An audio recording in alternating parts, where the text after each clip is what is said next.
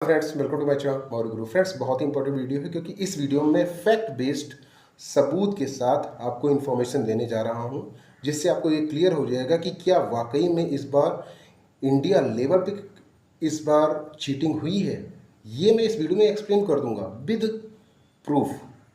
तो वीडियो को शुरू से लेकर लास्ट तक देखेंगे तो आपका सारा डाउट खत्म हो जाएगा। इवन आपको ये भी पता चल जाएगा सुप्रीम कोर्ट में हो क्या सकता है।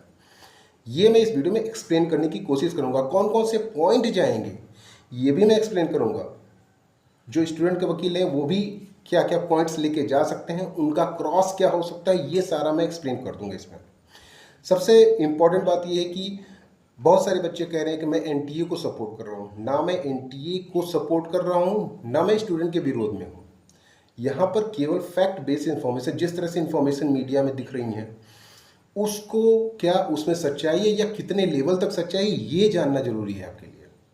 सबसे पहली इंफॉर्मेशन ये है कि गुजरात और सीकर दो ऐसे मामले हैं जो कि ज़्यादा उजागर हो रहे हैं और ये मैटर सुप्रीम कोर्ट में भी जाएगा कि 700 प्लस स्कोर करने वाले गुजरात में एक सेंटर से 12-15 बच्चे आ गए। सीकर से 700 प्लस स्कोर करने वाले 10 से 12 बच्चे आ गए एक एग्जाम सेंटर से। 85% बच्चों ने क्वालिफाई किया हुआ है एक एग्जाम सेंटर से गुजरात में नीट को। ये 3 मैटर, और साथ ही साथ एक मैटर और जा सकता है, हालांकि इसमें कुछ होना नहीं है।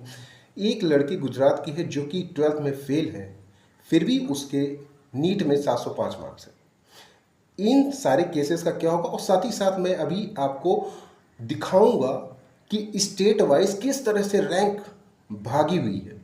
ये पूरा लास्ट तक मैं एक्सप्लेन कर दूंगा प्रूफ के साथ। सबसे पहले ये कि 85% बच्चों ने गुजरात में क्वालिफाई कर दिया एक एग्जाम सेंटर से। तो पहली बात ये है कि क्वालिफाइंग मार्क्स बहुत ही कम होता है, 150 से 200 के बीच में होता है। वो मेरली बच्चे कर लेते हैं, इसमें कोई बड़ी बात नहीं। 85% क्या, कभी कभी 90% भी कर सकते हैं। 150 मार्क्स 200 मार्क्स लाना कोई विशेष बात नहीं है। अगर कोई चीटिंग भी करता तो केवल मेरली कट ऑफ मार्क्स लाने के लिए चीटिंग नहीं करता, वो उसके पास अगर आंसर सीट होती तो वो फिर 700-710 मार्क्स लाने की कोशिश करता। पहला ये। दूसरा, गुजरात के एग्जाम सेंटर से काफ़ी बच्चों ने 700 प्लस स्कोर किया, तो इसके पीछे आप कोई लॉजिक नहीं लगा सकते हैं, क्योंकि 700 प्लस स्कोर करना इस बार उसी तरह हुआ जिस तरह से लास्ट ईयर आपने 660-670 किए होंगे। ठीक है, क्योंकि 700 पे आपकी लगभग 2-2.5 हज़ार रैंक है। तो इतने में से अगर एक एग्जाम सेंटर पे 10 से 12 बच्चे भी कर रहे हैं और सीरियल वाइज नहीं कर रहे हैं, तो यहाँ पे आप ये प्रूफ नहीं कर सकते कि सभी के पास आंसर की थी और उन्होंने चीटिंग की। यहाँ पे ये प्रूफ नहीं हो पाता है अनटिल एंड अनलेस कि वो जो सेंटर है वो संदिग्ध हो। आप यहाँ पे प्रूफ नहीं कर सकते हैं, क्योंकि 700 प्लस स्कोर करने वाले 10 से 12 बच्चे भी अगर एक स्टेट से आ जाते हैं, एक सेंटर से भी आ जाते हैं, तो आप कैसे प्रूफ करेंगे उसको कि यहाँ पे चीटिंग हुई है।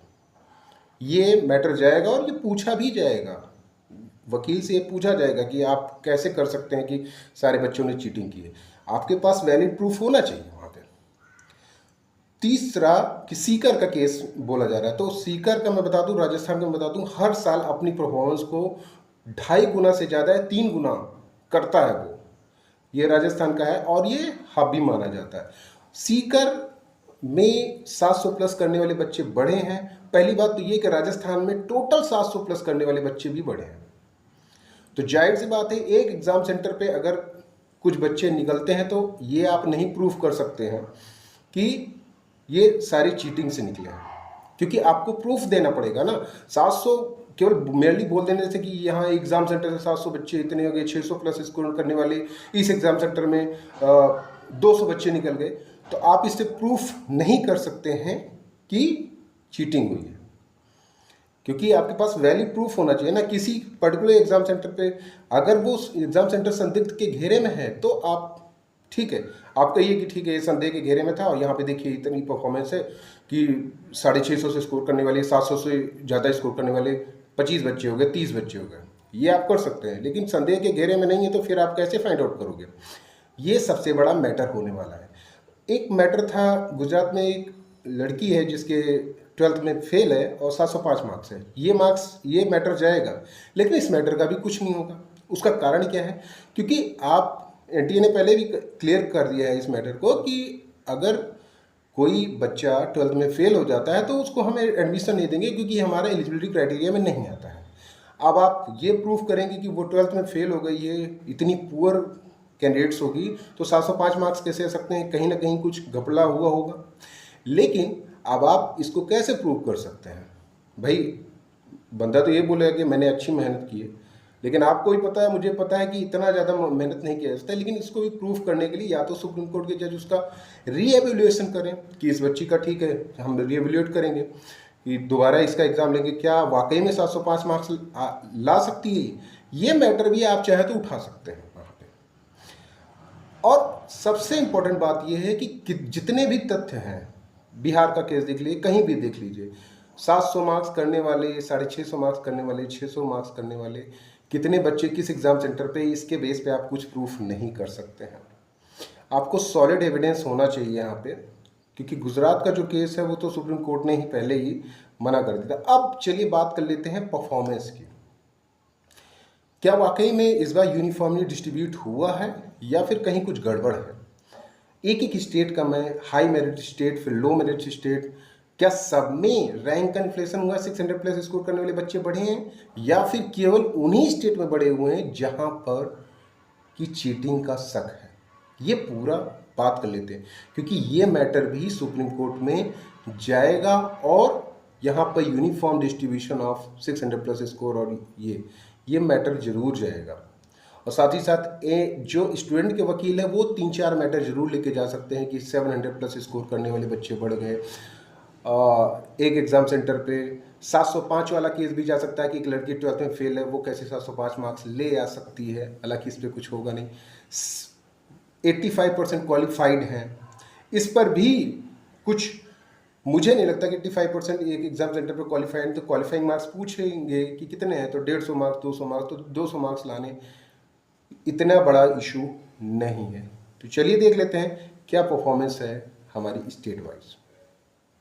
स्टेट वाइज परफॉर्मेंस चेक कर लेते हैं नीट 2023 और नीट 2024 का। बेसिकली 600 प्लस स्कोर करने वाले स्टेट का कंपैरिजन कर लेते हैं, कितनी ज़्यादा रैंक इन्फ्लेशन हुई है। ये बात साबित करेगी कि क्या आपका यूनिफॉर्म डिस्ट्रीब्यूशन हुआ है रैंक का या फिर ज़्यादा हुआ है। राजस्थान में नीट 2023 में 4000 के करीब बच्चों ने 600 प्लस स्कोर किया था। इस बार 15,400, लगभग 2.5 गुना से ज़्यादा। इसके अलावा उत्तर प्रदेश में 3700 के करीब स्कोर किया था, इस बार 9200 के करीब, इसका भी लगभग 2.5 गुना। गुजरात में 1250 किए थे, इस बार 3262 कर रहे हैं। गुजरात के बारे में ज़्यादा बोला जा रहा है, ये भी लगभग 2.5 गुना। बिहार में 1400 बच्चे लगभग 600 प्लस स्कोर किए थे, इस बार 4000, ये भी लगभग 2.5 गुना से हल्का फुल्का ज़्यादा। हरियाणा में ये 950 नहीं है, 1250 है, ये थोड़ा मिस्टेक हो गई थी। 1250 2023 में किए थे, इस बार 3600 कर रहे हैं, मतलब ये भी लगभग 2.5 गुना से ज़्यादा। वेस्ट बंगाल में 1700 बच्चे कर रहे थे, इस बार 4328 बच्चे कर रहे हैं, ये भी लगभग 2.5 गुना के अप्रॉक्स। इसके अलावा अगर उत्तराखंड की बात करेंगे, उत्तराखंड जो कि लो मेरिट में आता है, उसमें 220 बच्चे कर रहे थे 2023 में, इस बार 711। उत्तराखंड इवन लो मेरिट स्टेट, यहाँ पर भी 711 बच्चे कर रहे हैं, मतलब 2.5 गुना से ज़्यादा, मीन्स लगभग अप्रॉक्स 3 गुना के करीब।